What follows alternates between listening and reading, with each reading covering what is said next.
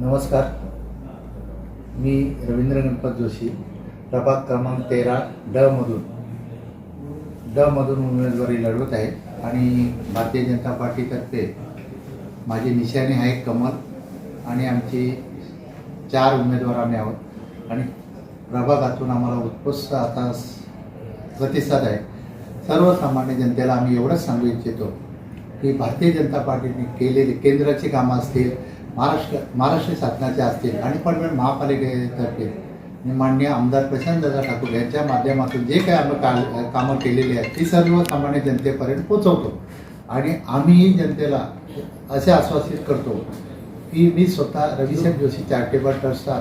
अध्यक्ष या नात्याने गेल्या 5 वर्षात सर्वसामान्य जनतेसाठी मग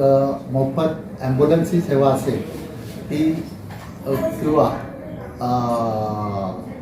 कामोठ्यामध्ये सेक्टर 36 मध्ये पोलीस निवारा केंद्र असेल,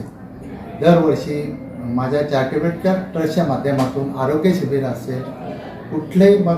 काय आपला युवकांसाठी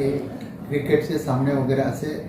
उपक्रम आम्ही दरवर्षी राबवत असतो आणि सर्वसामान्य जनतेला मी एवढंच आवाहन करतो की येणाऱ्या 15 तारखेला महानगरपालिकेची निवडणूक आहे आणि आमची निशाणी कमल आहे। कमल या चिन्हासमोरील बटन दाबून आम्हाला विजयी करावं एवढंच आवाहन मी करतो।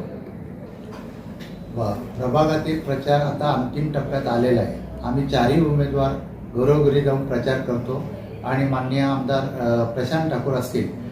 माननीय माजी खासदार रामशेठ ठाकूर यांच्या माध्यमाखाली